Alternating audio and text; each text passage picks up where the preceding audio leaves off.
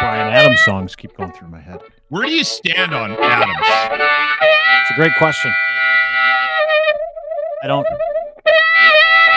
I'm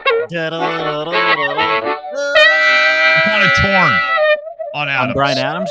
Well, I'll tell you why. Whenever you ask me about Canadian artists, Yeah. I immediately get a little bit of this. Because I was on the radio for 107 years. 32. And I had to back sell that stuff for a lot of years. And our government, in their infinite wisdom, decided that they would do what they could to help promote Canadian music around the world by forcing terrestrial radio to play Canadian music ad nauseum to the point where it pissed everybody off in the country. And generally speaking, the mass majority of people hate Canadian music as a result. So I think CanCon at the beginning, in the inception, may have been a positive thing. But like many positive things, if you do it too much. Yeah. If you force people to eat it, they won't want to eat it anymore. And That's it could the benefit be of you not being on the radio. something- You don't have to play any more Canadian music. You never have to play another Rush song.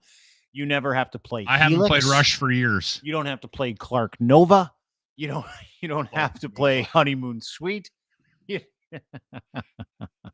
me some other shitty Canadian bands that we had to put up. You don't have to play Limb Lifter. You don't have to. You never have to listen to another Treble Charger song again, dude. Life is awesome. If somebody gave me an option to go rebury Kenny Shields in Winnipeg, I might take him up on that. Like that'd be worth the drive. Let's go bury him again. Okay, let's just start this off because we got hockey to get to. Worst Canadian band for radio people. Canadian band of all time.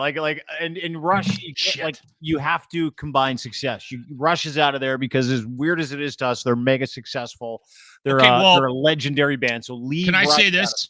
Can I say this about Rush? The reason why I did the no Rush thing, wasn't necessarily because I didn't appreciate the band and the talent of the band. Right? I never got it. Yeah. But I realized early on in my radio career that it was a very polarizing band. So I chose to is it because the lead singer can't sing? Is that why? Yeah. Don't let bass players. What's the worst Canadian band of all time? I'm gonna have to go, dude. Listen. I've already got the band. Worst. You can't say worst. What commercially least viable, like the most offensive to my eardrums. Like when you listen to the band, you're like, how the fuck did these guys? How the fuck did anybody go? Yeah, people want to listen to that.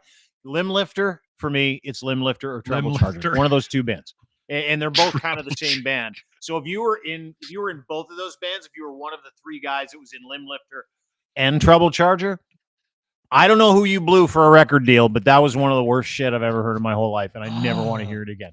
Like Ariel versus Lotus might be the worst Canadian. So it might be one of the worst rock and roll songs of all time. And the reason why you're not saying anything because you've never heard it. And if you have heard it, you know exactly what I'm talking about. I've heard it. I know the worst bands of all time. I'm trying to think if there's one that I hate. See, I spent a lot of time in the rock waters. Yeah. Like classic rock waters. Yeah, but I don't so I'm having a hard time between Street Heart and Platinum Blonde thing. That was kitschy though. That wasn't something that stuck around. No, it was one of the worst bands of all time. It was like a high school Tiger up there. Let's not go to sleep on Glass Tiger. Yeah, well, might be one of the worst, but they were very commercially successful. And Alan Frew, lead singer of the band, nicest guy in the world. I know him. Yeah, really nice guy. Like really good to get. So it's like, I got to leave them out because he was nice and they were pretty successful. Treble Charger, none of them were nice and they've never been successful and the music sucked. You got to hand it to them. That is the worst Canadian band in the history of Canadian. Okay, did you ever interview Sum 41? I hated those little dicks. Oh, they were a great band though, but they were a pretty good band. Yeah. Also, Tyler from Theory of a Dead Man. Every time he came in, I just wanted to punch him. Really? I stopped asking. I started asking them to send the bass player, right? And when I was in Winnipeg, like they were on a bit of a heater, right? So they would come through town like every 3 months, as you do in Canada. And the record company would be like, all right, we got Tyler ready. Leave him in the van. Like, leave him in the. Not interested. He's the lead singer. I'm like, worst I don't interview? care. He's worst a interview. dick. Tyler from Theory of a Dead Man. With me, it's Gene Simmons. It's not even a Canadian band. Gene Simmons is a worst awful interview. He is right out of the gates, confrontational. You can't talk about anything other than him. Yeah. Right. Like, yeah, he was disappointing to me. Yeah, and I will never miss any parts. I will never miss any interview I don't want to do on the radio as we sit here and reminisce about your new job. You're 3 weeks into self-employment here at Crier Media. You're not going to miss playing Canadian music, and you're definitely not going to miss playing Honeymoon Suite, Clark Nova, or Limb Lifter. There's a lot of Canadian bands I really love, though. Yeah, The Watchmen, one of my favorite Canadian Watchmen, bands. I love The Watchmen. Danny's a great guy, too. I love Danko Jones. Plays a mean harp. Yeah. Danko Jones, loved. I was a big Hip fan, too. That's it. That band always had a very, very close spot in my heart. Yeah, all Canadiana. Anyway, we've got lots to get to. Just a quick aside as we open up the show. You have a surprise to start the show? Yeah, quick surprise, okay? All right. I got a gift from my wife. She's been listening. She was listening to the show. No way. And she bought me this. What's that for? You hear that? Yeah. Why? You never listen to me, do you? How many times on this podcast have I said we need a bell? I don't know, because I don't listen. It's not a very good one. I don't think terrible bell. She spent a lot of money on it, but there's something wrong with it. What do we need the bell for again? Can you remind me? When someone makes a good point, I've always been looking for a bell. Ding, let's ding, move ding. on. Oh, dude, we just have a sound thought you'd be excited about it. I am excited. You can still hit it. It's just I don't think you're using the bell properly. I'm hitting the bong. No, you got to take your finger off it. Hit it once. There you go. You go. Yeah, it's a sensitive bell. Yeah, well, no, it's just you're no good at using the handbell. You got to hit it and release it right away. See, if you keep your finger on it, it numbs the sound. There you go. I'll get better at it. I'll work on it. Yeah, I'm sure you'll be able to figure it out. Anyway, nice to see you. Yeah. What do we have for people today? We got a full show, if I'm not mistaken. We're going to start with some hockey. We had a Leafs-Oilers tilt this weekend, so you're in Edmonton, I'm in Toronto. We're going to talk about that. Some of the fallout from it. Obviously, the highest-scoring Jew in NHL history, Zach Hymen, made history with his 50th. We'll get to that. And Ron Maclean took a beating this weekend. Did he? Got some of that. Yeah, and Donald Trump's going broke today. Today, they're seizing some assets. So lots of stuff to laugh at. You tried to get me going before the game this weekend, and I could care less, by the way. Like, I don't care who wins between the Oilers and the Leafs. No, I just asked if you were going to watch. I just asked if you were going to watch the game. Yeah, and then you point out that Justin Trudeau. I got Justin Trudeau on the brain. Zach Hymen might get his 50th, and then I started going into the game. Yeah, I started looking into it, and sure enough, Zach Hymen scores his 50th on the weekend, right, against the Toronto Maple Leafs. Was a big deal. No. 49th? He scored his 49th I really wanted him to score 50 in Toronto because of how excited Leaf fans were when Matthews got 50 last year. So I thought, and you guys let Hyman go, and then he comes to Edmonton, and he's all world. He's the best mid-season pickup in the history of the game. Like, he was a UFA. Off-season UFA. He's the best UFA this league has ever seen. There's just not even a question. And he came from the Leafs. Mm-hmm. So I wanted him to get his 50th on Saturday night during Hockey Night in Canada. And then, of course, Edmonton completely shit the bed for the first two periods. They got a little Toronto disease right now. They can't finish. Yeah, well, lost last night too against Ottawa. Yeah, they did. Not a team you want to lose to down the stretch. But what are you, 42-23 now or something like that, or 42-21? Still a pretty good team after coming out of the gate all shit. Both good teams. It was a great game. If you watched the game, was it indicative of the score? 6-3, nice game. Samsonov, somebody had a little whisper in his ear and said, "Hey, play a goal tonight. Yeah, you got to get in between the puck and the net." He's like, pay attention for the whole game. Great game. Really enjoyed it. You and I chirped a little bit after the game. Mm-hmm. I am shocked at the hatred Ron Maclean gets. I know we talk about this on, Mondays, Tuesdays sometimes. Can I ask you a question before we get into the Ron thing? Yeah. Because is it acceptable for me to say this line? And I don't know, because I'm sort of removed from it a bit, but is it just sounds off. Zach Hymen, the highest scoring Jew of all time, it just seems harsh. Is Jew an acceptable term? Because my wife said to me last night at dinner, she said that I think you can say that if you are Jewish, but if you're not Jewish, you got using the shortened version of it can be deemed offensive. And I was like, I said I'll ask Dean about that, but I'm not positive on that one. Let me just point out can I point out the irony in you asking Dean about political correctness, anything? I think that's incredible. I think you either need more help or I've come a long way. I think that's really neat. Well, I am like, I'm sorry. I don't know. Sometimes I'm unaware of the proper vernacular. My daughter is dating a young man who is half Puerto Rican and half black. Beautiful looking kid. Like he's gorgeous. They're going to have unbelievable babies when they get married. And then we get into situations with conversations with him on FaceTime where I get the sideways eye on how I reference stuff.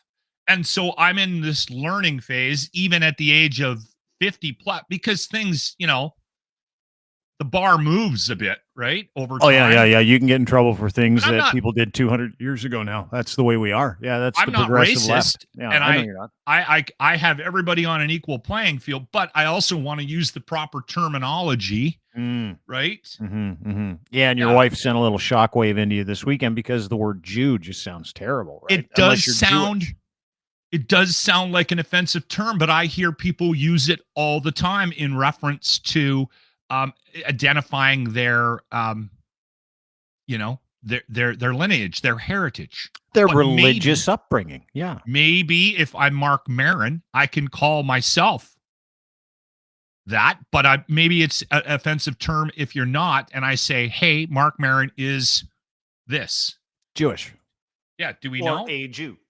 Great question. I don't know. I grew up. Somebody watching this may be able to tell us. Hopefully, yeah. I grew up with the idea that word, if uttered by someone who wasn't Jewish, very similar to the N-word, by the way. Yeah. So that's how I grew up. That's kind of where my head is at. But over the past couple of weeks, with Zach Hymen being I've seen it the greatest free agency, I've seen it used in terms and in ways where you're like, okay, does that? Okay, hang on. Does it really matter? Because it's a religious, cultural statement, right? Where you're like, that is the highest scoring. And I've seen this hundreds of times on social media because Zach Hyman's been having a terrific year. And let me just say this. He's one of the most upstanding NHLers in the history of the NHL. He's such a good kid. Incredibly kind individual, nice person, great guy. Whole team loves him. When he scored his 50th last night, the whole team went nuts. Yeah, went nuts because he writes kids' books. He donates money to charities. He's just a family guy. He's just salt of the earth. Anyway, everybody, as he's ascending to be the greatest UFA in the history of UFAs, and he's having this incredible year. It's like and I saw it like 3 weeks ago, there may be a chance he becomes the highest scoring Jew in the history of the NHL. And I'm like, and when I read it, I was like, whoa. You know what I mean? Where you're like, off. And you don't know what to say. You're looking around. You're like, okay, well, I grew up thinking that was a bad thing to say. And then I looked at the account. It was like Jews in hockey or something like that. It's just this account that celebrates great hockey playing Jewish people. The Hughes brothers, Quinn, Luke, and Jack Hughes. The three incredible standout Hughes brothers that play in the NHL. And I'm like, oh, I didn't know they were Jewish. That's, I guess, cool or whatever. And as much as it is that, we learn that another player is Catholic or that guy's Mormon or that guy grew up a Jehovah's Witness, I just don't understand and I'm going to get in trouble for saying this. The identifying of that and the significance. As important to the fact that he scored 50 goals. Here, I can settle that for you. In any religious capacity, I don't see why anybody has to drag in the hereditary religion of anybody when it comes to any kind of physical accomplishment that has nothing to do with their religion, unless, of course, those religions were. I can help you out. Were oppressed, which, of course, Jews have been oppressed for thousands of years. So I guess that doesn't sound bad. When I saw the highest scoring, yeah, right, it feels off. Anyway, somebody's going to sort us out. Send me a tweet, here I'll sort you out on the identifying Zach Hymen as Jewish in the league and celebrating where he's at scoring race comparatively speaking to other Jewish players. I think it's great. I just don't know the rules of the road when it comes to, okay, if this matters, tell me why. Okay, and I'll tell you why. Because of the oppression of the people for thousands of years. I'll tell you why. Yeah. And again, this isn't I'm not belittling the Jewish faith by suggesting this, but I had a similar moment this weekend when you and I talked about the fact that we were going to dig into this conversation on the podcast today. Mm-hmm. Here's my thought behind it, because I started to think I don't really identify with any religion at all. Never have my entire life, unless being a hippie is a religion. And then I didn't really identify as a hippie either. I sort of railed against that when I was a kid because I was raised by hippies. So you kind of rail against what your upbringing is a bit. Sometimes you rebel against it. And that's what I did. I kind of rebelled against the fact that my parents were crazy hippies, and they were. But I identify as a Canadian. And if somebody asked me if I was, I would say, well, I'm Canadian, and I actually have pride in being a Canadian. Still to this day, regardless of politics, I am a Canadian. And if somebody, said, hey, what are you doing in Canada today? I would I'm going to wear a damn flag and I'm going to go out and I'm going to see the fire. I identify as a Canadian, and I don't think there's anything wrong with that. And I think it's a similar thing with other cultures. If you come to Canada, maybe you're proud to be from here, but maybe you came from Ireland and you probably go out on St. Patrick's Day and celebrate. I think it's a similar, not the same thing, but I think it's similar, and I think it's okay to consider yourself part of a group. Same thing with sports teams, right? Like if you have a favorite soccer team, you might not even live in Manchester, but you cheer for the team from Manchester, and you wear you buy the kit every year. I think it's similar. People are taking pride in Zach Hymen's heritage because of his success, and I don't think it's a bad thing. That's kind of where I'm at with it. Yeah, I would totally agree. I just was like, I think we get a little twitchy when religion's involved. Yeah, everyone's a little twitchy.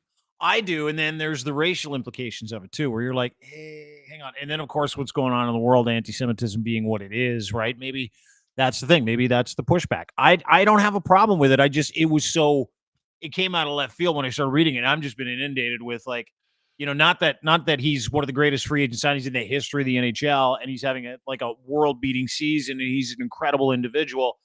He also happens to be Jewish, and I think that that's a great narrative. It just is one of those things that warrants a conversation, especially now, right? Yes. I think also that the league is also kind of encouraging this because of the lack of diversity in the NHL as a whole. It's a pretty prairie white boy league, right? Yeah, it is. Yeah. Generally speaking. If you're going to do religious play-by-play, it's Christian to a Christian, over to another Christian, over to an atheist, boom, he scores. Yeah. And then you mix in over Christian, over to a Jew. Jew pots it for his 50th. I did get a chuckle out of the Gentile one goalie tweet. Celebrates. What's that? The one tweet when he did break the record, and it was broke and Hymen in the same tweet. Oh, I did get a chuckle out of that. Hymen breaks. My wife, she's a big hockey fan, and we watched the games together.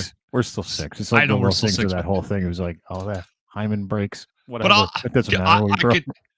I can tell you why I didn't feel so bad about laughing about that, because my wife, there was a conversation about maybe getting her an Oilers jersey because she's a big fan, right? We've been watching the games this year, and the team's doing well. Yeah. So the girls are contacting me, and we're texting back and forth about what player to get her, what jersey.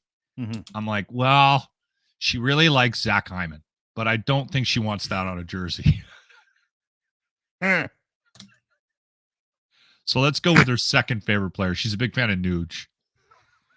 So she might be getting a 93. She's going to get a Nuge 93. We'll just go get a McDavid one. Everybody's got a McJesus. Or a Draisaitl. Does she like Draisaitl? Both Draisaitl chick?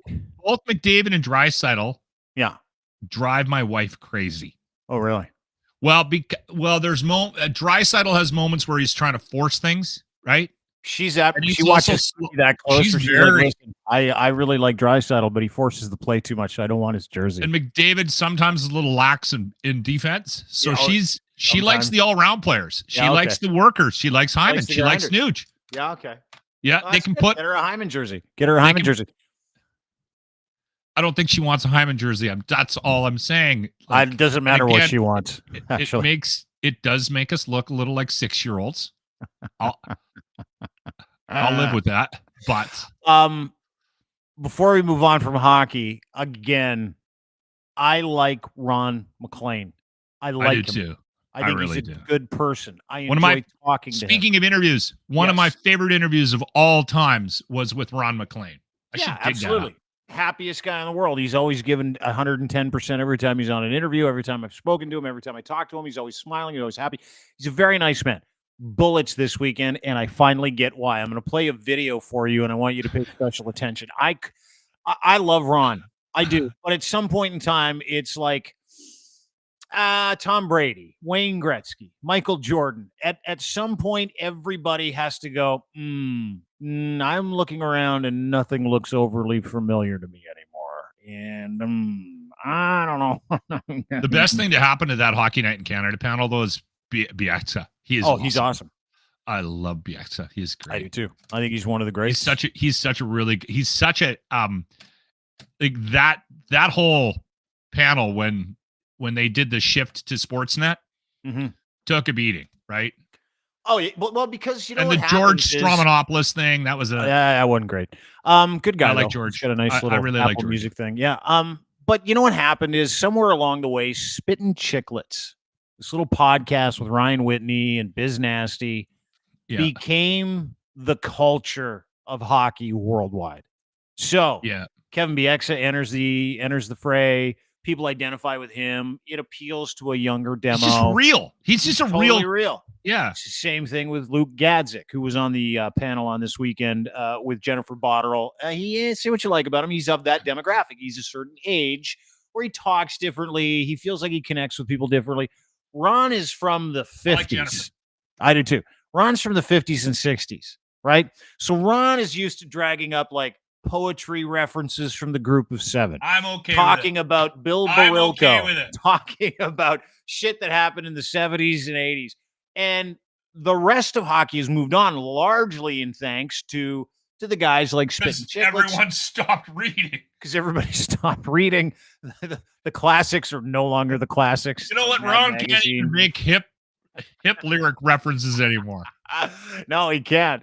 No, because you're those guys. If you're pulling something off of Trouble at the Hen House, you're in trouble with the audience, Ron. You're in trouble. Every reference he makes is not just dated. Atwood. It's from like the 30s and the 40s and the 50s and the 60s, right? So everybody's looking around and like, what the fuck? Like, I'll get to the clip that He's made the Gordon Lightfoot of hockey. I'll get to the clip that made the entire panel go, what the fuck? But this is the panel's face as Ron is making a reference to look at him. Luke Gadzik's laughing. There's Ron. There's Jennifer going, I don't even know what he's fucking talking about. There's Jennifer again looking at the camera. There's Ron going into this question. And again, here's Luke and Bieksa looking at Ron. There's Bieksa's trying to find a way to make fun of him.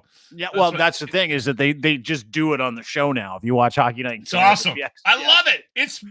It's found humor. So refreshing. I can watch Hockey Night in Canada now. Totally. It's good. Yeah. So fun at Ron for being old. Do it. So Ron, he's so old. Ron has a decision to make at some point. And everybody in certain demographics and jobs has this decision to make. Am I too old? Has the rest of this world passed me by? You can judge for yourself. Bobby McMahon, who had a hell of a night on the weekend against your Oilers. He had a couple goals and an apple, 3 points. He's a fourth-line grinder. He's from Wainwright, Alberta. He's a nice pickup. He's a nice little player. He's from Wainwright, Alberta, your neck of the woods. And another person from Wainwright, Glen Satehr, who happens to be 140,000 years old.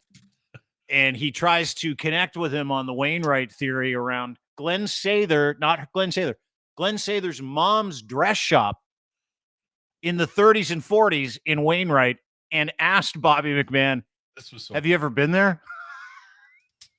You're too young. You can't know, Bobby, but Glen Sather's mom had a shop in Wainwright. It was addressed. Do you know this? You know that Glen Satehr has a history there? No, I don't know that history. Well, he's the king of swagger, and you just demonstrated you're cut from the same cloth as mom and all the beautiful dresses that she used to do. That's why Glen was such a great, haberdasher, and he would always look the best of any player. Great game tonight. Thanks, guys. Appreciate it. Everyone in the room is like, what are you doing? You stop. We all know what you were trying to do. Ron, just. Did you see Bobby McMahon's face? He's like, no. I have no idea what you're talking about. I know. You hear what he said? He's like, I literally didn't know it. Not only that, like, I mean, that kid, ago, dude. That kid spent like no time in Wainwright, and all he thought about was probably history class. Yeah. Poor Ron. Just a beating. People are laughing, recording him doing his best job now. Like at some point, I still like Ron. I do too. I still like him, and there's a spot for him. There's a spot for him as long as people can see the humor in it, and he's got humility. He can laugh at himself, right? You see what he's doing there, though, right? Like Glen Satehr. And I'm stuck because I like him so much, right? He dress shop. You had a good night. The kid had a good night. Looked good on the ice. Hey, Bobby, 3-point night. Glen Sather's mom used to own a dress shop in your hometown. Remember that? No, actually, I don't know. I have no idea what you're talking about. We criticize all these hockey players for being meatheads and having meathead answers, and then you're dressing down a guy that's trying to put some class into the broadcast with an excellent reference to that kid's hometown. Sure. Yeah. You're the problem. So Dean, I'm the problem. You're the problem. It's not old man Ron. 1944. That guy's dad wasn't born until the 60s, until 20 years after Glen Sather's mom opened up Sather's dress shop. And he's like, do you know that, Bobby? I have no idea what you're talking about. Oh, I'm okay with Ron. And then he called him a haberdasher. Like, that's a connection to the clothing. You're a real haberdasher out there, you say? You should just start talking like this the whole time. We're joined by Bobby McMahon, you say? Number 74 for those. They were kind of laughing. They were kind of laughing at Ron, right? They were kind of, but did they? Because I saw that clip, but I missed that part in the broadcast. I think I was running downstairs to get a beer. Look at BX. Look at BX's face. He's like, just disgusting. Kidding me? Are we really doing this again? Ron, I'm trying not to bring up that you smell funny too, right? Like you got that old man smell. Please stop doing this. Because it's going to be full. Like, Kevin's just sitting there trying to locker room it up.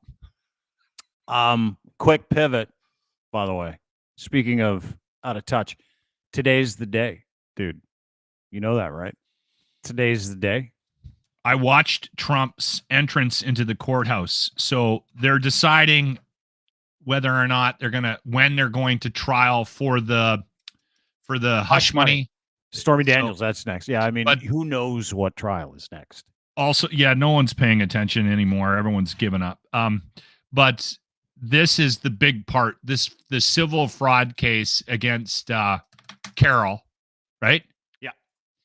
You're supposed to pay a bond today. So just to give everybody a quick heads up, today is the deadline for Donald Trump to ante up $454 million in a judgment he lost against E. Jean Carroll rape defamation case, which he lost in spades after talking about how rich he was. So they set the price at $454 million. He is dead ass broke. Dead ass. But he keeps telling everybody he's got the money, which goes against... It works against you in court. Yeah, right. Any public statement you make, they'll hold you to it as if it is true, right? So what he did, to your point, is, for the last 2 years when he was being sued, he would go, "I'm worth billions, bitch. I got $8 billion in the bank." They kept. And they're like, Like, did you say this? He goes, "That's right, bitch. I'm rich." And they'd be like, "Okay, well, good. You're 454 million." He's like, "I don't have that kind of money." What are you talking about? I can't pay that. So anyway, they assessed him at 454. He now is owed around 460. Today's the day he cannot at all. Like, he legit, dude, cannot get a loan to put up. So they're playing Monopoly with his businesses in New York. Yes. Today on the auction block for Donald Trump. House is calling. Silver Springs Golf and Country Club in just outside of Manhattan. Lovely little place. Mar-a-Lago may be up for grabs as well today, if indeed there's any connection to whether or not they can get stuff out of the state. Yeah, they can get anything if they've got an agreement with the other state. New York has agreements with almost every other state to be able to seize items in financial transactions. Yes, correct. Okay. So they could take Mar-a-Lago today. And you know what he's doing today? I'm going to play this for you. He's begging for money. Watch this. Asking if you could chip in $5, $10, or even $25. I know that times could be tough, and they are tough under this horrible president that we have, crooked Joe Biden. $5, $10, or $20. That guy's been reduced to begging for $5, $10, or $20 today. So Letitia James is going to collect on those seized properties. He is out of time. Today is the day, 5 p.m. If he does not file and hand over a check for $462 million with interest, 662, that's the 462, to the New York State Attorney's Office at 5 p.m. Eastern time today, bailiffs are going to walk into either 2 to 7 Trump properties, including Trump Tower, which is worth $371 million. And they are going to change the locks, kick everybody out, and they are going to take possession of between 2 and 7 Trump properties. And Trump is now considered broke. And how broke is he right now? This is great. He is so broke, even his own staff are calling him Don Corleone. No way. And it is a hashtag that is trending, and he is losing his fucking mind on Truth Social right now. Says everybody's out to get him. Everything's rigged. Of course, everything's rigged. It's all rigged. It's a witch hunt, Dean. It's a witch hunt. Can't believe it's happening to me. And today you're going to find out at 5 o'clock. Like, I'm done saying, oh, this is what's going to happen. I'm just looking forward to 5 o'clock today, Loch. That's all I care about. I want to see what they take, if they take. I want to see the Truth Social tweets. I want to watch him lose his mind today. Yeah, dude. I think we are. I think we're going to get video of people and bailiffs walking into. Yeah, I do. I think we're going to get that. I think we're going to get that today. I really, really do. Can I ask you a question? Yeah, for sure. Let's say you're at the bailiff's office. Yeah. Okay. And you're at work on Monday, and everyone knows that you're going to collect Trump properties. Mm-hmm. How excited are you for your job today? So excited. If you're a repo guy and you get a Trump file put on your fucking desk, okay, I'm gonna steal something. Yeah. I'm gonna pocket, like, I don't know, just something. Yeah, anything. Doesn't matter. Something out of the gift shop. Maybe something out of Donald's private suite, right? Maybe the strap-on that Melania uses to peg him at night. Who knows? The golden strap-on for pegging. No one knows. But I want to play this for you because I find this, or I want to show this to you. He is not only losing his mind this weekend. Donald Trump claimed at the age of 77, I'm a golfer. We're going to go through this, to have had a big weekend outside of, fighting the rigged world. He says that he won the senior and club championship at his golf club. So both of them. He's the senior club champion and he's the men's open club champion at Mar-a-Lago and Trump National Golf Course, which apparently happened this weekend. This is what he put up. Joe Biden's already commented. Congratulations, Donald. Quite the accomplishment. Just keep in mind, this is a 77-year-old guy. It is my great honor to be at Trump International Golf Club in West Palm Beach tonight, awards night. This is what's important to this old fuck. To receive the club championship trophy and the senior club championship trophy. Quote, I won both. A large and golfing talented membership. It doesn't make any sense. A great and difficult course made The play, very exciting. The qualifying match and play was amazing. Large and distinguished group will be there tonight. Very exciting. Thank you. This guy is under 91 criminal indictments. He's having his property seized today, and this was his big announcement. Let's take a step back from this, Dean. A lie that he won the senior championship. Let's and take the men's championship. He was low man in both. And let me say you this, as someone who has competed in the men's club championship as a scratch golfer and came in 13th when I was really good at the game, there is no fucking way he won either of those. None. Anyway, okay. You want to take a step back, and then I've got a video. Let's just say, okay, just for shits and giggles. All right. Let's say that we believe that. And listen, I'm not saying I do. Let's just say, let's suspend reality for a moment. Yeah. And let's say that he actually did win. Okay? Yeah. How remarkable is it that man, with everything happening in his life, is able to perform on the golf course? Like, seriously. How remarkable is it that he could actually golf? I've got some stuff going on in my life, but I mean, when you take a step back and you really start to compare what's happening to you and your life, and compare it to what other people are going through in the world. And I'm not suggesting that Donald Trump has anything to, freak out about, right? Because he brought it all on himself.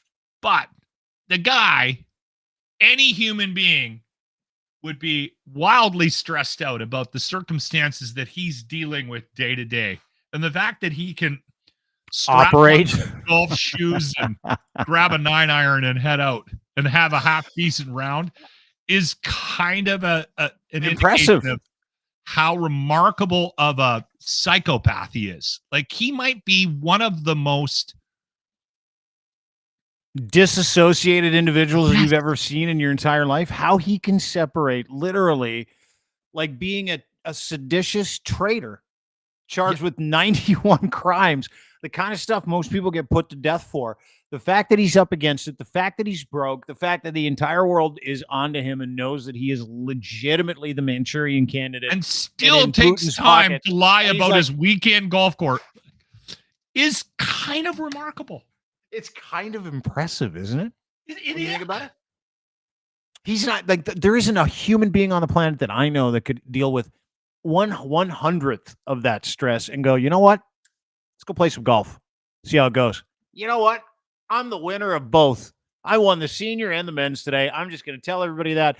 And you know what's really important to me? Like, in the list of priorities in that man's life right now that we're aware of, you know what took center stage? Him telling everybody that he's the best golfer in his club and there will be lots of people there to congratulate him. That was that important to him, Loch. I'm not kidding you. That was what we just weren't like. And if that doesn't tell you the story of this guy on a day where he's going to lose everything and people are calling him Don Corleone and he's asking people to stop calling me that, literally on Truth Social all day. Stop calling me Don Corleone. I'm rich, bitch. He's not. He's got nothing. He's got absolutely nothing left. If that doesn't tell you the story, maybe this video will. This is a video of Donald golfing in his club championship on the weekend. Now, if he shot a 70, which he said he shot, with a hosel rocket like this, I'll be shocked, because I want you to watch. This is Donald Trump in his club championship rifling a shot 5,000 yards to the right. Let's watch this. I'm shooting right now. There we go. Let's see if you can It's tons of fun. Lines up a little pitch, just a little chip and run. He's going to throw to the green, backstop, and backswing quick. Oh, way shit. Right into the trap. Oh my God, I got that on video. Toe edge. Yeah, it is a toe edge. All right. Yeah, it's everything he does is a lie. I'm fucking dude. Everything that guy has ever said is garbage, and today is one of those little markers, little D-days, which we get to enjoy. So you know the sad part about it, and I've mentioned this before. The sad part about this whole Trump phenomenon And you know what? Every time we end up talking about Trump, I'm always sort of, I struggle with this because I have a feeling, Dean, that we are going to be this guy, whether you like him or not, is a phenomenon. He truly is. Mm-hmm. And they are going to be talking about him for the rest of history. Like in 200 years, there's going to be courses in universities about this a-hole. Yeah. And his impact on the world. This tool is going to be talked about for the rest of mankind. There will be courses on him. He will be part of academia. People trying to understand him from a psychological point, from a political perspective. How sad is that? It's incredible. This tool, they're going to be talking about him, and they're going to be trying to figure out why for hundreds of years. It's not something that's just baffling us. It's going to baffle mankind. They're going to look back at us and judge us as a society. And I'm talking everybody, not just Americans. They're going to judge us all based on our obsession with this tool. You know, to your point, and it's an excellent point, I've tweeted this before with videos like this, where literally like his hardcore supporters are just caught in the wild. And to your point, let's watch this together. Video of these guys in white beaters and cowboy boots dancing like morons. Meal Team 6, otherwise known as. And I've said this before. I was always fascinated as a kid because my grandparents grew up fighting in World War II. And they would tell me stories about it. I'm like, okay, so explain to me then. Here's the real question I have at like 7, 8, 9 years old. This is like 40 years ago. How is it an entire country lost their mind?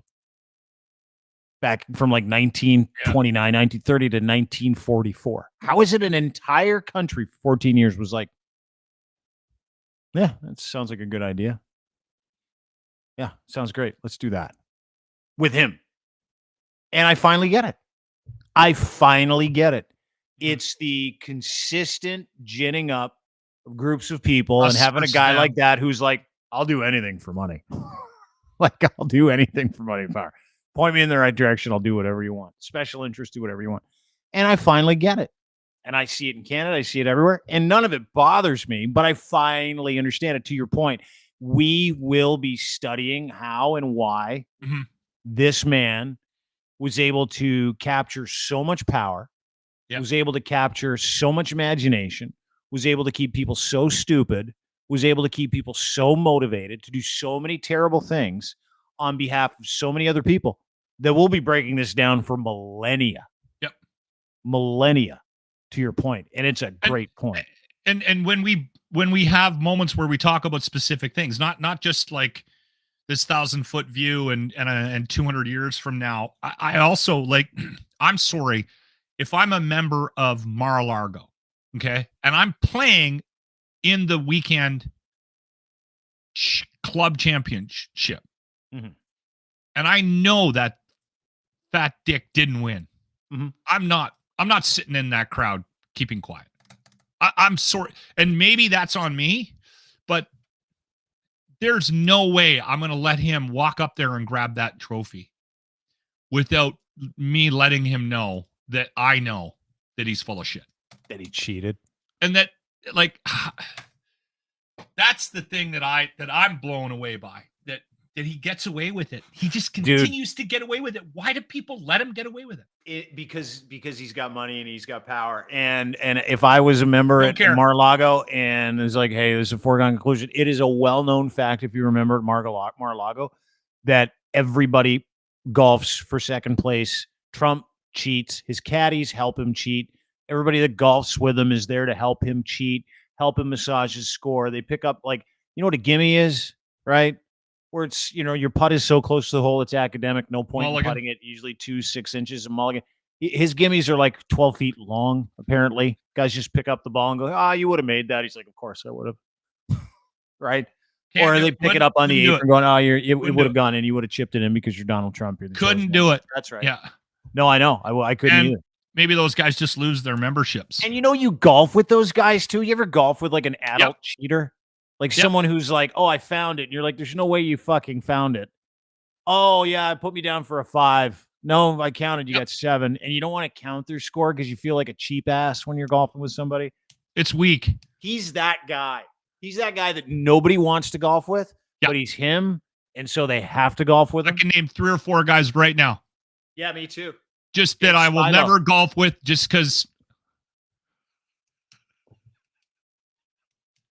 Dave Spilo, number 1. No, he doesn't cheat. He's a good buddy of mine. Andrew Menkop totally cheats. Scotty Stevenson, cheater. No. Who's cheating? Who's cheating at golf? If I do it, I tell everybody. Yeah, I know. No, I'm not taking that drive. It's a mulligan. Yeah, like, I never cheat though. I can't. I play with guys that like, your golf ball will be on a pile of raccoon shit, and they're like, you can't replace it. You're gonna have to hit it from the raccoon shit. See, I'm a little looser. I'm a little looser with the rules. So is Don. He's widely known, but I'm not playing for money. I'm not like. He's widely known for something called the hand wedge. By the way, Donald Trump, where he would pick up his ball in the golf trap and he would just throw it towards the hole. When he thought people weren't looking. I used to play with this guy that used to put the marker down, right? Yeah, and he'd move it. And but he had a move. I'm trying to Hank. He had a move where he would get 6, 7, 8, 12 inches out of just his replacement of the ball on the greens. And I remember catching him on like the 10th hole or something. One round. I'm like, hey, that's not where you march your ball. Not the whole day. So then he celebrates the fact that he got away with it for the first 9 holes. I like to take those cheaters as like a really great little trick when you know that a dude's a cheater and he hits his ball into the rough or the fescue or the woods and you're like, what are you playing? And he goes, Titleist. And you're like, oh, no, it's a Max Fly. Sorry. Or you go, what are you playing? And he goes, what ball? And you're like, it's a Top Flight. And he's like, that's it. And he's like, no, that's not it. It wasn't what I was playing. I go, no. I saw an ad, and I don't know if it's a real thing, but I saw an ad for a contraption where you could put an extra ball in the hole in your leg, and then it attaches. You got something in your pocket where you pull it up, and it releases the ball down by your foot. Like a tube, and it goes down your pant leg, and it goes out. I don't know if that's real, but I did see it. I saw like a TikTok video of it. I'm like, that's brilliant. If you cheat at golf, or if you lie about things that nobody cares about, you're a terrible person. Like listen, I don't, and I'm telling you the truth. Like there will be people that I'm like, oh, what a great guy. They're like, yeah, he cheats at golf. I'm like, what a terrible individual. If I find out that someone cheats at golf, that is when I'm like, I have zero desire to be that person's friend, because to me, that person's just trying to look cool, be cool, feel better than whoever he's with. And it's so unrealistic. You're like, if you cheat at golf, something so simple, if you lie about something that's supposed to be fun and challenging. See, well, I know I'm good, but that's because I'm not cheat. Good. That's because I never cheated. I got to cheat. Dude, I got my ass kicked by my dad once, cheating on one golf hole when I was in like the 5th grade. Took me into the bushes and whooped my ass. He goes, if I ever catch you cheating at this game again, you're never golfing with me again. I'm like, yeah, no problem, because I can't walk, dude. That's awesome. I learned my lesson. So every time I was like challenged to cheat, I'm like, I just remember my ass being on fire from getting a licking in the woods because I cheated on a par 3 with my dad. So that cured me right away. And now it's a great tell for the quality of the individual that you're golfing with. If they cheat, they're probably a serial killer. I will like I don't necessarily cheat. I would even go a step further, and I would say if someone cheats regularly at golf, they might be into you might want to check their browser history. Okay, listen, all this might be true, and yes, I will admit to taking liberties with the rules of golf. I have a club in my bag. that when I pull it out in front of really good golfers, they get on me right away. It's like one of these. It's like a chipping putter. Have you seen those? And you can't use them. Chipping putter. No, they're illegal. Yeah. Greens, and if I'm literally 8, 9, 10 feet away from the green, it's awesome, right? And I'll use that. But you're not a pro. Who cares? That's my line. That's my line. I'm not a pro. Yeah. At what point did you think you were golfing with Tiger? Like, that's what I'll usually say. So I usually get away with it. That's not cheating. No, I'm talking about like hitting your ball into the woods, pretending you found it. I don't do that. You 4 to get on the green, 2 to putt in, and you go, I got a par. Yeah, like that's par. That's write me down for a par. I have literally golfed with a guy like that, and I golfed with him one time. It's and so it was distracting, so bothersome. What do you got? What do you got? And he's like 5. I'm like 5. I literally hit you. You hit 5 off the tee. You know what I do with those guys?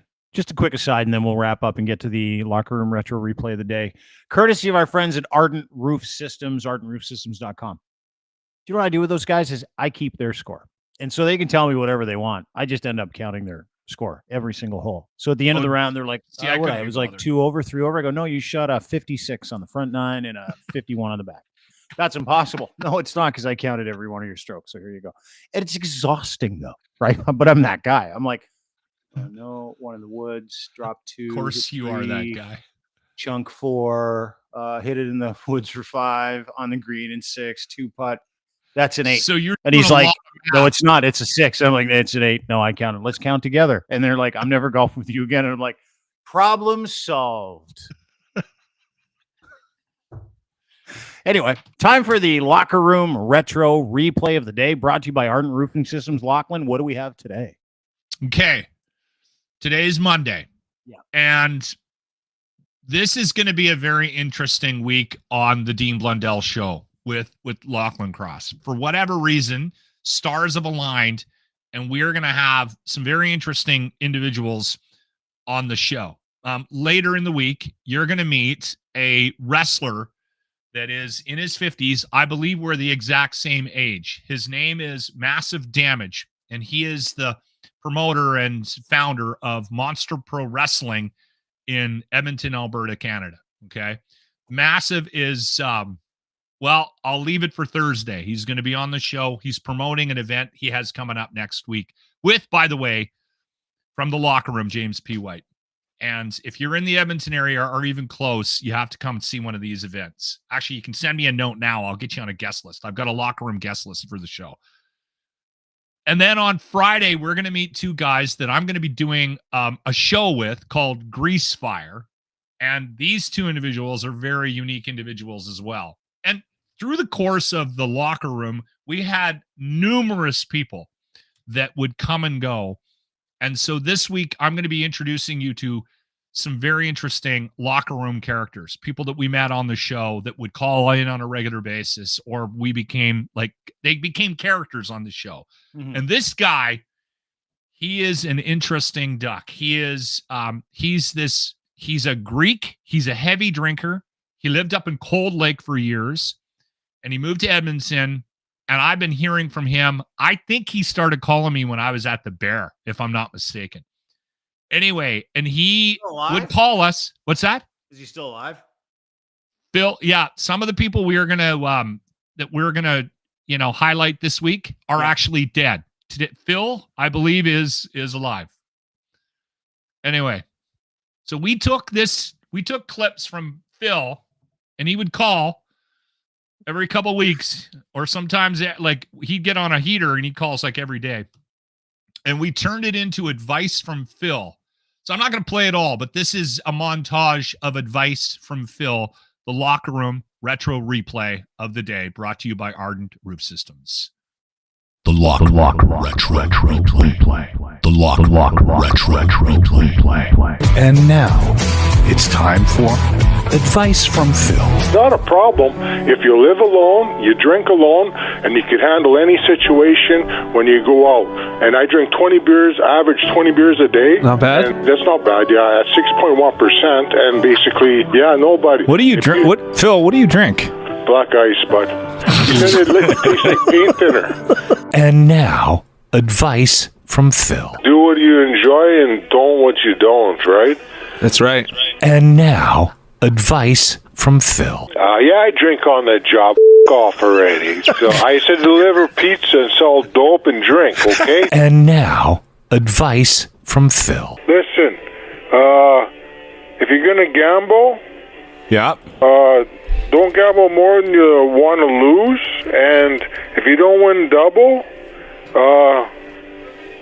what am I going to say here? If you don't win double, Yeah. it's double or nothing. If you, whatever you put in, don't walk away unless you walk away with double. Oh my God. Okay, that's good advice. Well, yeah, well, that's my problem, right? And now, advice from Phil. Pot needs to sleep and sweat.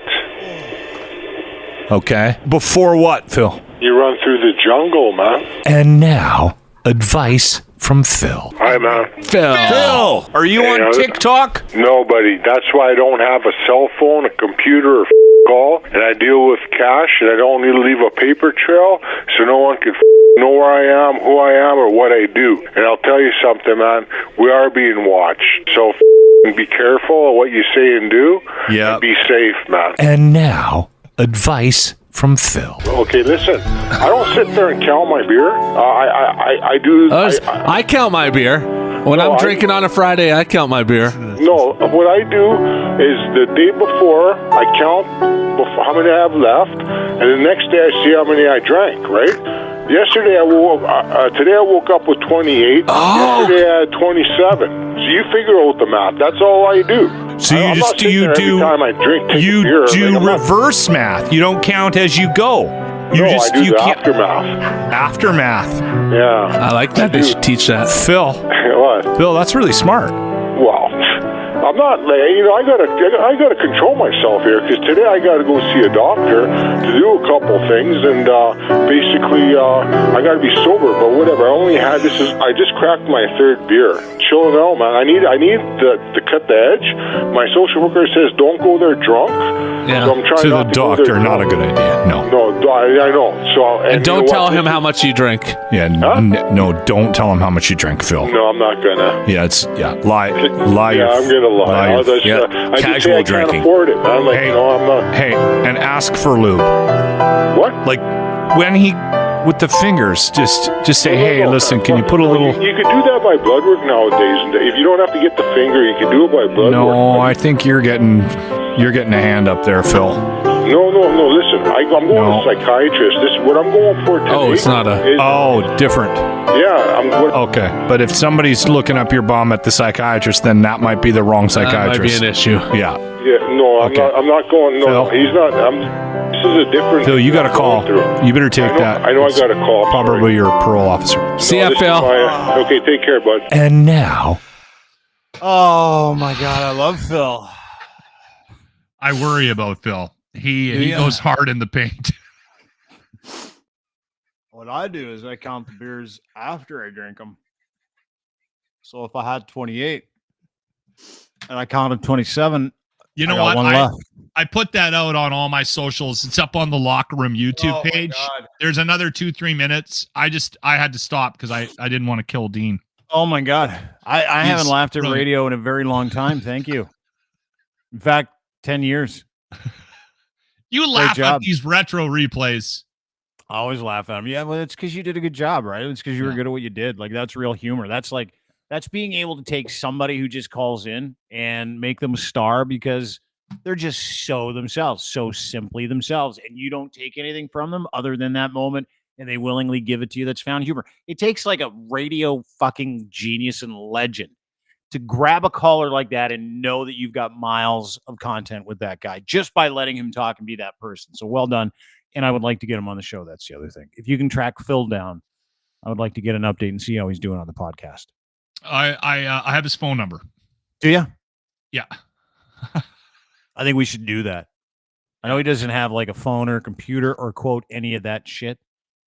I'm just wrapping my head around how I would involve him in the podcast.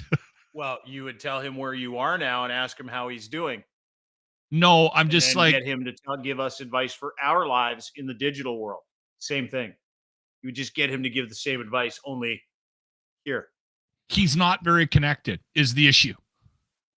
You're going to have him over to your house. You're gonna all those calls were on a landline. Are you serious? Like get plugged into the wall? He had a landline, but he had one of those Razor flip phones. Yeah. So that's we can do phone numbers here. We don't have to do like video links. We can do a phone link where you can just dial a number and dial in, but that might be hard too. Yeah. Oh yeah, we can do all of that here. Yeah. Okay. All right. We'll work on that for sure. By the way, one last thing, because I wanted to mention this. I wanted to get to this. That new Roadhouse, the one on Prime with Jake Gyllenhaal and Conor McGregor, it's awful. It's so bad. Don't do it. Don't watch it. Because the original one was pretty shit too. No, the original. No, come on. No, it was shit, dude. When you're like 12 and you see, I went back and watched it. I disagree with awful. you. It's a good movie. It's one of the worst movies ever made. I always had that movie for some stupid reason had a special place in my heart. You know what? After we talked about Roadhouse last week, because we talked about Conor McGregor being coked out at the Roadhouse premiere last week, and then you're like, it's the remake of this original. I went back and watched the original Roadhouse like you did that night. And I sat through 45 minutes of it, and I got to the scene where Swayze rips out that guy's throat, and I'm like, I have zero desire to watch any of this anymore. It is so bad. It is so fake. It is so terrible. And I forgot how bad it was. But, dude, we didn't have a choice back then. We get like a choice of a million different shows now. So my question to you is, and you need to tell everybody, because if you watched the original Roadhouse when you were dumb and didn't know what entertainment was, and now that you do, is it worth wasting 2 hours on? Yes or no? Okay. So first off, you and I are not going to agree on the original. I don't know what it was. There was something about that original, and I've rewatched it a couple of times since it came out in 1986 or whatever it was, 84. Okay. And I loved that movie. I loved that when I was a kid. And I still, like I said, I'm still fond of it. Like I've gone back and rewatched some older movies and gone, wow, what was I thinking? Like the original Dune. Like you and I. Oh, it's so bad. It was brutal. Like the new Dunes are amazing. I went back. I loved the Dune movie when I was a kid. That came out in like 88, 89. And I thought that, like, I remember loving that movie. And then I went back and watched Porky's is another one. Yeah. Great movie. That movie, I remember watching that and thinking that was the greatest thing in the world. And there, you know, the scene in the shop, I have fond memories. And then I went back and rewatched that like 10, 15 years ago. And I'm like, oh my God, that is like one of the worst movies ever made. No question. So Roadhouse is not that to me. If you go and watch the new Roadhouse on Prime and you're looking for a reason to watch it, and I can't explain what they did, but they did something very different with the fight scenes. And that to me is the only impressive thing from that movie. Somebody made a good point when I was talking about it on the weekend on Twitter. They were like, you know what? This movie, if they hadn't have said it was another Roadhouse and sort of jigged the script a little bit, I think it wouldn't be perceived as bad as it is because people's fondness for that original movie. But then I said to the guy, I said, and he's like, why would they do that? And I'm like, well, look at all the press they got for remaking Roadhouse and putting Conor McGregor in it. Right. So was he any good in it, by the way? It was awful. He was god awful. Terrible. Yeah. That's what I've heard. I've seen so many reviews of the movie and none of them are good. But what's worse than the review of the movie is the reverse of Conor McGregor being as shit as he was. And apparently everybody on set was like, that guy was a fucking train wreck to deal with too. Like a train wreck. Always coked out, always late. Brutal. Never on time. Told people where he preferred to stand instead of standing on his mark. Like he was just that fucked up for the entire filming of the movie, apparently. But so that's what you get. One redeeming thing from the movie, because as soon as he stepped in, it actually, I was like, okay, because he makes it his first appearance like 25, 30 minutes into the movie. And as soon as he does, it's like, oh no, this is a bad movie. And it was actually had some legs. I mean, Jake Gyllenhaal, whether you like him or not, I'm not a huge fan. He actually has some chops. So he was making a go of it. But they had some fight scenes, Dean, And maybe if you get a chance to watch it, or somebody that knows more about how they do that shit in Hollywood, I was blown away by the fight scenes and how realistic they made it look. And I read something, like one of the reviews that I read this weekend talked about how they filmed them, but I don't know enough about film and sort of the intricacies of that to understand what they did. But it was pretty insane, the fight scenes. In my opinion, it looked pretty incredible. So the fight scenes are worth it. Dude, I'll watch it for the fight scenes. And just know that the movie's going to suck. In fact, I expect it to suck, and I expect the fight scenes to be the best part of the movie. Which might make it more palatable. Yeah, exactly. Maybe I'll give it a go. I don't know if I want to waste like an hour and a half. Do you ever get in that tenor where you're trying to look for a show or trying to look for something to watch, and you're like, fuck, there's like 7 episodes, or this is like a 2.5 hour movie. And there's this panic that sets in. It's like a Netflix panic or a streaming panic where you're like, do I give it that time? Or am I going to be angry after the first episode and a half and go, what the fuck am I doing? Reacher. I was angry the whole time I watched Reacher. Yeah, I've seen both seasons, still angry, and I still watch it. Yeah, I watched the whole thing. I watched the whole thing too because there's some pretty incredible nudity in it, and there is some graphic killing. Like same thing. It's like Roadhouse, right? The acting's terrible. Some of the killing scenes are incredible. Some of them are funny too. Like how blunt they were about it. Anyway. Yeah. Okay. All right. Don't watch Reacher. Watch Reacher. Have a great day, dude. Thanks for doing this. Thank you. One more quick mention. I know you already gave the plug, but I want to get people to sign up for the Ardent Roof Systems Golf Tournament, charity golf tournament at the ranch, July 5th. It's the best tournament of the summer in the Edmonton area. And if you go to ardentroofsystems.com, you can register. Stacy and the gang from Ardent also looking at sponsors. I'm going to introduce you to a sponsor either this week or next week, a very cool addition to the tournament here on the podcast. I just found out this morning that that the title sponsorship went to a really cool local company. So you're kidding. That's awesome. Yeah. So things are moving already for the golf tournament, which is in, I believe, in support of Stollery Children's Hospital. It's called the Stollery Child Life Program. So the money doesn't go to research or anything. It goes to actually providing services behind the scenes to take the kids' minds off of being in a place where, family's not around 100% of the time, and make them feel like kids, right? Entertainers. They built a beach. Music therapy, pet therapy, that kind of stuff. So because of the amount of time that Stacy spent in the Children's Hospital in Ontario, I forget the name of it. That's something that's been very close to, and he spent years. Is the name of the hospital. It's a very famous kids hospital in Ottawa, CHEO. Yeah. Okay. All right, brother. Thanks, dude. Great to see you. That was a good one today. That was fun. That was fun. Yeah, light and easy. Trumpy, some golf. Other shit, hockey. Have a great day. Oilers lost on the weekend too. That's good. It was a great show. 2 lost. Yeah, they got the Leafs disease. They can't finish. Whatever. That's all I care about. Have a great day. There you go. Lochlin Cross, ladies and gentlemen. Thanks to Loch. You can get everything he does at Lochlin Cross on Twitter. Check him out. Also the Locker Room merch page. You can go and check out some of the stuff he's selling there, including his Save Lochlin Cross t-shirts are very funny. And not done there. You can also download and subscribe to his YouTube channel. Check out the Locker Room Retro Replay of the Day. You can hear it every single day right there. You can also get him at Crier Media. Go to crier.co for more details. Brought to you by our friends at factcheck.io.